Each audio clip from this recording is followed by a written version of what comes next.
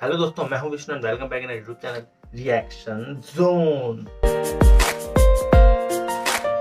और दोस्तों कैसे हो? तो दोस्तों अभी मुझे एक वीडियो मिला है जिसमें लिखा हुआ है कि भाई नेपाल के एक एक्शन से यूपी और बिहार की हालत हो गई है खराब। नेपाल ने इतना खतरनाक एक्शन जवाब देगा, इतना खतरनाक एक्शन लेगा, इतना खतरनाक जवाब देगा नेपाल कि यूपी और बिहार ने सोचा ना होगा। तो चलिए देखते हैं ऐसा क्या एक्शन लिया है नेपाल ने जिससे कि यूपी और बिहार के ऊपर इतना तगड़ा फर्क पड़ गया है। यूपी और बिहार एकदम ठप पड़ गए हैं। जो इसका टाइटल है, टाइटल में लिखा है कि नेपाल ने एक झटके में बिहार यूपी की दुकानदारी चौपट कर दी है। नेपाल एक एक्शन से बिहार और यूपी को ठप कर दिया।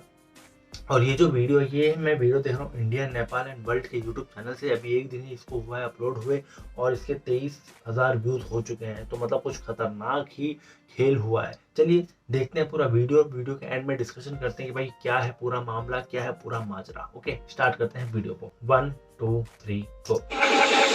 नेपाल के अधिकारियों को भ्रमित करके हमारे व्यापार को तोड़ना चाहते। नमस्कार। नेपाल की कार्रवाई से भारत के बॉर्डर साइड की जो दुकानें हैं, खुदरा व्यापारी हैं, उनकी एक प्रकार से कमर टूट चुकी है।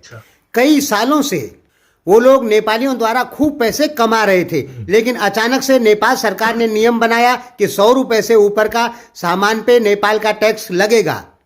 इसलिए नेपाल के जो ग्राहक थे वो आना बंद हुए, जिसके कारण ये सभी दुकानदार, छोटे मोटे जो दुकानदार थे, इनकी दुकानदारी समाप्त हो गई, एक प्रकार से ध्वस्त हो गई। और अब ये पूरा प्रयास कर रहे हैं कि नेपाल सरकार इस प्रकार के बैन को हटाए।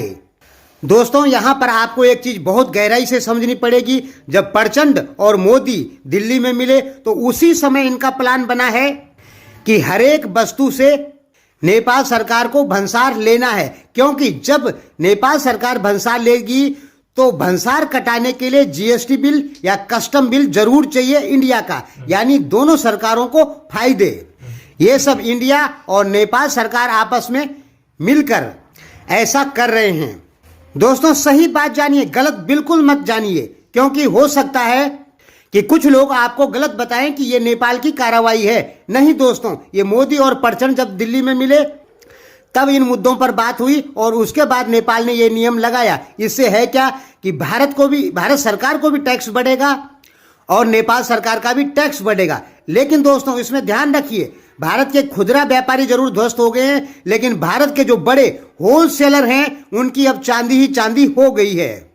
यानी अब वो खूब पैसा कमाएंगे और नेपाल के बड़े जो व्यापारी हैं वो भी खूब पैसा कमाएंगे। क्योंकि आप अच्छे से जान लीजिए, जब 1000 किलो माल भारत से नेपाल में जाता है तो उस पे केवल 200-300 किलो का ही भंसार करता है, बाकी वो चले जाता है अनलीगल तरीके से।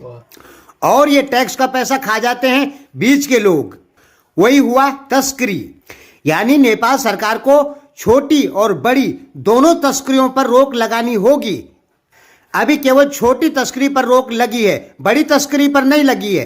बड़ी तस्करी पर भी रोक लगाना जरूरी है। इससे नेपाल सरकार की भी अच्छी अर्निंग हो जाएगी और इंडियन सरकार की भी अच्छी अर्निंग हो जाएगी। ध्यान में रखिए दोस्तों, बड़ी तस्करी पे रोक लगाना बहुत जरूरी है, नेपाल सरकार को भी और भारत सरकार को भी। क्योंकि छोटे जो व्यापारी हैं उनका धंधा भले ही खत्म हो गया, लेकिन बड़े व्यापारियों का धंधा बिल्कुल भी खत्म नहीं होगा। धन्यवाद दोस्तों। तो देखा दोस्तों, जैसा कि हम लोगों ने ये पूरा वीडियो देखा और इस वीडियो के जो सबटाइटल थे, जो थंबनेल था, वो तो बहुत ही खतरनाक तरीके से दिखाया हुआ था, जिसको देखने के बाद खुद को रोक नहीं पाया इंसान और वीडियो को देखने लगा।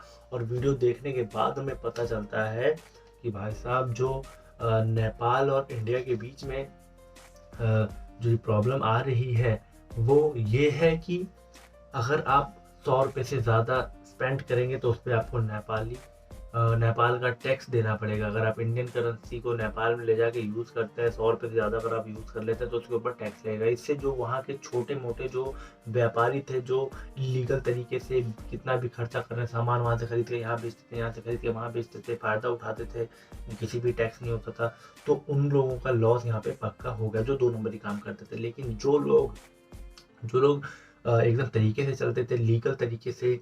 यहाँ इंडिया की जो जीएसटी है उसका बिल दिखाना, फिर नेपाल में जाके उसका अप्रूवल लेना, फिर और सामान लेना, फिर उनके ऊपर टैक्स कटवाना। तो उन लोगों को तो कोई फर्क नहीं पड़ेगा, क्योंकि उन लोगों को तो और भी ज़्यादा मौका मिल गया है अपना बिजनेस बढ़ाने का, कारोबार बढ़ाने का। क्योंकि जो बीच में जो लोग थे, जो छोटे मोटे व्यापारी जो टैक्स काट लेते थे, जो चोरी करते थे पैसे की, सामान की, उन लोगों का रास्ता एकदम साफ हो गया है।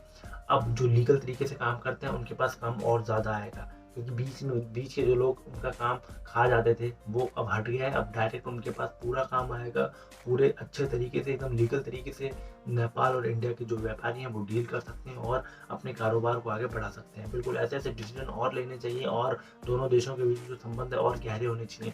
वीडियो में बताया ये जो डिसीजन है, ये इंडिया में जब नेपाल के पीएम और इंडियन पीएम दोनों साथ में मिले थे, तो वहाँ पे जाके इन लोगों ने इस स्तर पे आके ये फैसला लिया है, जो कि दोनों देशों का भला हो, दोनों देशों के प्रति एक पॉजिटिविटी आई। ओके दोस्तों, बाकी आप लोगों को क्या कहना है इस वीडियो को लेकर के, या इससे रिलेटेड और कोई वीडियो है, कोई असली वीडियो, कोई सच्ची वीडियो? अगर ये झूठ वीडियो है तो क्यों झूठ है भाई, सच्ची है तो भाई क्यों सच्ची है? आप मुझे कमेंट सेक्शन में बताइए, जिससे कि हम सबको एक सच्चाई जानने को मिलेगी। ओके दोस्तों, चलिए मिलते हैं फिर अगले वीडियो में इस तरह की धमाकेदार तब तक के लिए बाय बाय।